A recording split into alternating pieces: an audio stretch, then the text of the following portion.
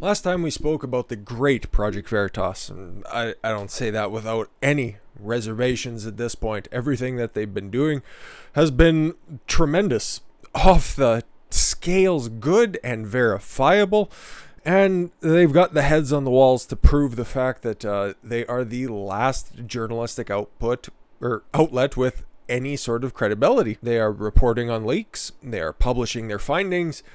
Places that come to smear them end up getting smacked down like the bitches that they are.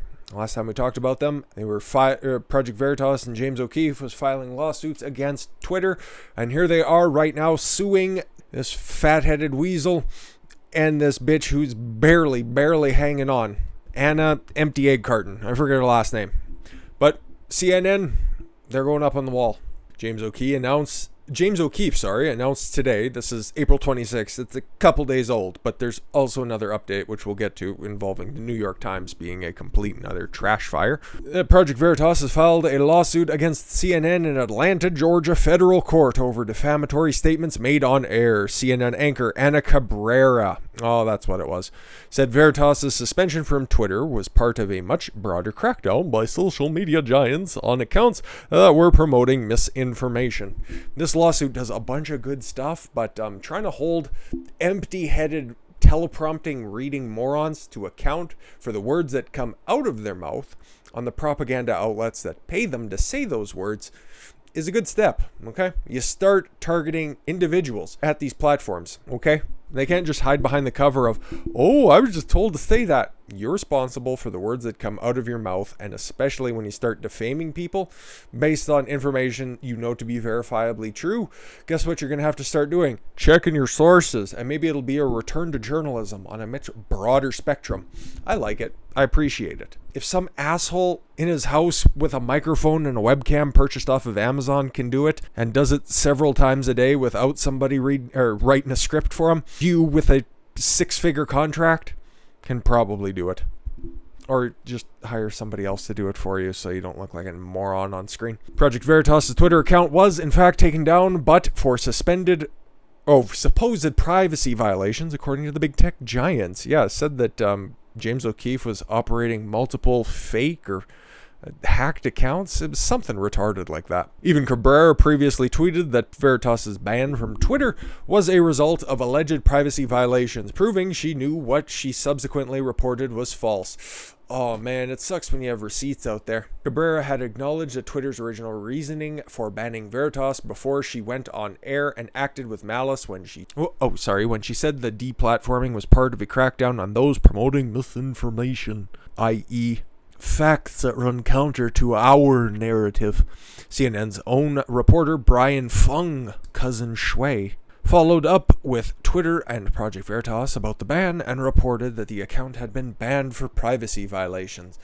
It seems petty, but I would much rather people be held to a higher standard based on the facts that they know are verifiable, and are true. This lawsuit comes on the heels of Veritas' historic legal victory against the New York Times, who we will be getting to very shortly. I just want to make sure that we cover this as well.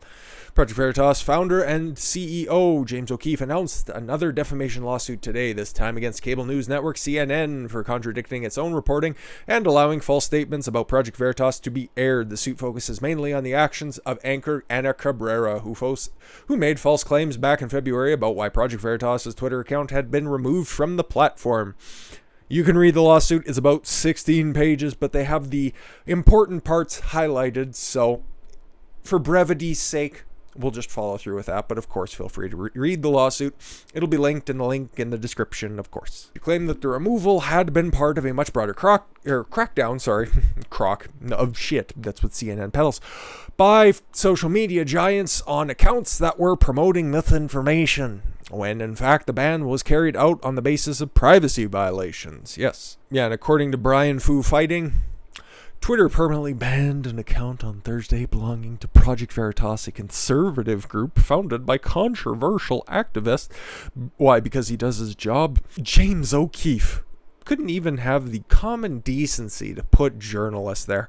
But that's what you guys consider yourself as. So you know what? If you want to go ahead, take that term. If you want to pollute it, go for it. Whatever. We'll just call it the J word. You guys can have it. Don't care. The decision followed with a Twitter TWTR. Sure. Oh, that must be the public stock designation of it is. Don't know. Don't care, really. Spokesperson described to CNN Business as repeated violations of the platform's policies prohibiting sharing or threats of sharing under the people's private information without consent. Okay, so that's what Brian Chan reported. How about Ana Cabrera? They would theoretically work in the same building, have access to the same resources. But what was her interpretation of the facts? Of course, the receipts are here. New Twitter permanently bans Project Veritas. A decision followed what a Twitter spokesperson described to CNN as a repeated violation of Twitter's policies prohibiting the sharing or threats of sharing of other people's private information without consent. Yeah, but a spokesperson just said to CNN Business that he spoke to another spokesperson. This is the problem when you don't have people identify their sources or at least back them up. You end up with this same type of crosstalk, but you're not addressing what the actual violation was. The information was out there already. So it looks like you got the Asian over here, and then you got the Mexican lady over here, one saying one thing, the other one's parroting the other point, and then you got the truth somewhere in the middle going like, I don't belong here. This is CNN's headquarters. I better leave. So yeah, we don't have any follow-up on this one. Of course, it's just a couple days old at this point, and the lawsuits take their fucking sweet time at this point. Neither with the Twitter one as well, but we do have an update on the earliest lawsuit. Okay, because you got the motion to dismiss from the New York Times. It got thrown out. It, in fact, got dismissed because, guess what? That one's going to be going to trial. And then, of course, the New York Times had to respond. And the way that they responded was, perfect. I think this should be the nail in the coffin, but it's tough to say, really. It's tough to say because most people aren't going to hear this. Most people who agree with the New York Times aren't going to care. You might catch a couple of people off guard. But what's important is whenever you see somebody cite the New York Times, you can look at them as if they're telling you that the National Enquirer reported. Just somebody said, oh, the Washington Post and the New York Times agree. What, Bat Boy's alive? New York Times forced to answer Veritas' defamation lawsuit. New York Times admit they do not contact Veritas' named source for comment, admits Astor article wrong about Minnesota law, claims articles are opinions while admitting reporters not opinion writers. What does that all mean? Well, they tell you that what they write is fact, when in actuality, it's just opinion. And when asked if any of their writers or journalists want to follow up and verify their claims, no, they're just opinion writers that aren't opinion writers. The big circle of logic more or less follows the trajectory of that of a flushing toilet. CEO and founder James O'Keefe gave an update on Project Veritas' defamation lawsuit against the New York Times today after the newspaper officially responded to allegations made in the lawsuit. The lawsuit was filed last fall in response to a series of defamatory New York Times stories by political reporter Maggie Astor. Ugh, I'd spit, but I like my floor, and I like it clean. The media news reporter Tiffany Sue, calling Veritas' Minnesota ballot harvesting video. Oh, yes, the one, Elon Omar. You know the one. I think it's still up on the channel. Not too sure. It was good stuff. Veritas did good stuff. I was just there reporting on what they had. And accusing Veritas of being part of a coordinated disinformation effort. Scary words. Because Veritas shared an advanced copy of the video with influencers and reporters and their YouTube channel. The answer filed last week, the New York Times admits it did not. It did the same thing. Having received an advance copy of the blog post they reported on before the post was published. So they had access to the information, and they had perfect time in order to mount their smear piece. Report on the facts as they were given. New York Times repeatedly claimed ignorance on various issues related to the story. Defendants lack knowledge or information sufficient to form a belief as the truth of the allegations. Even though they had the evidence right in front of their face, but hey, if you can't twist it to suit your narrative, just ignore it. Even after the New York Supreme Court rejected the New York Times claims that Astor and Sue's articles were merely unverifiable expressions of opinion, calling such a claim deceptive, disinformation. The Times doubled down on the opinion defense in the answer, while admitting neither of their beloved journalists, Astor nor Sue, are opinion writers. The New York Times admits Minnesota's ban on ballot harvesting was never suspended, after Astor's still uncorrected article claimed it was. You'll love to see it. The Times admits it's never contacted any of Veritas's named sources for comment, including a source the Times admits it used over 10 times. So it's just lying to you. It's just lying to you. It reached for comment. We left a message. We phoned an old pager number for somebody who might have been in contact with a guy. I don't know. We left a couple of messages at his mom's house. Leave us alone. This comes on the heels of our historic victory in the defamation lawsuit. Said lawsuit. I'd imagine this is probably just the bottom line of everything that they put up now. Hey, we won a big lawsuit against the New York Times. Now we're going to make them pay.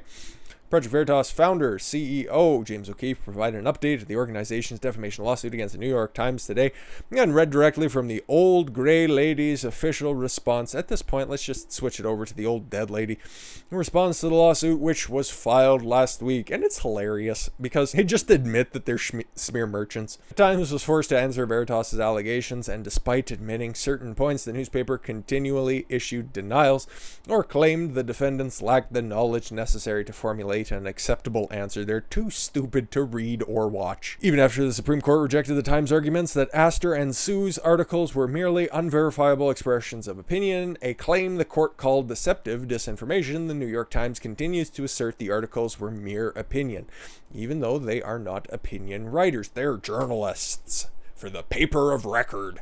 Despite this, the Times was forced to admit that neither Maggie or Tiffany, let's switch it up a bit, are opinion writers. Very, very sad. So in all honesty, this looks really bad for the New York Times, okay? They said that, well, in all honesty, it's just a joke, bro. And it's like, no, you have a duty.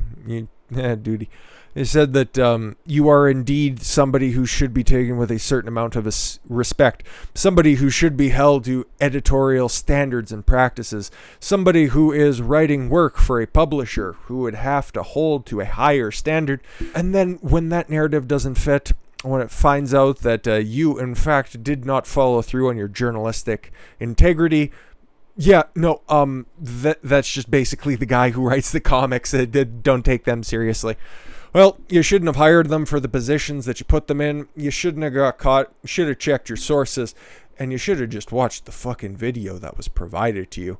I look forward to seeing this lawsuit, Twitter's lawsuit, and CNN's lawsuit all going forward. Because like I said, James O'Keefe is the guy that the modern right, whatever you want to call this congregation of misfits at this point.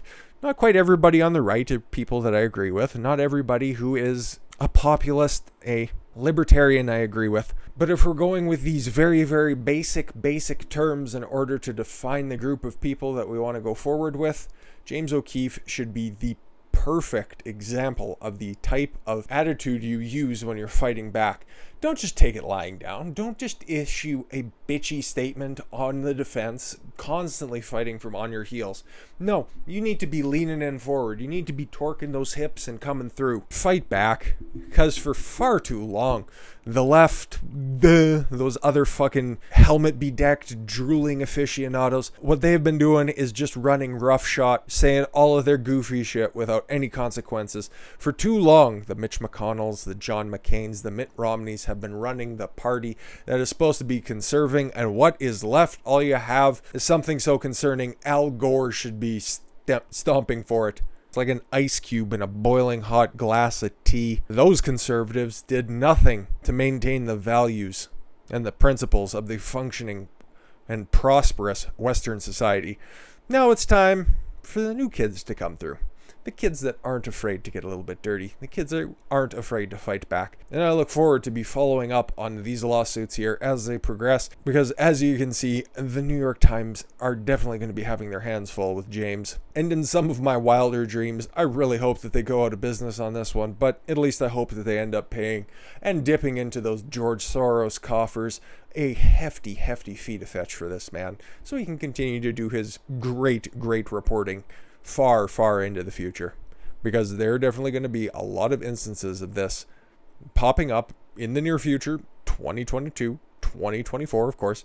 And I hope that he doesn't become a political martyr, just like Julian Assange, okay? The last time we had somebody this effective at tearing down the establishment, he ended up finding himself in a London prison and stuck in an embassy for the better part of a decade. So tread lightly, James, but at the same time, don't be afraid to fight back. I thank you all very much for the gift of your time. I've been Don Consuelo. I want you to follow your gut and get after it. Take care, everyone.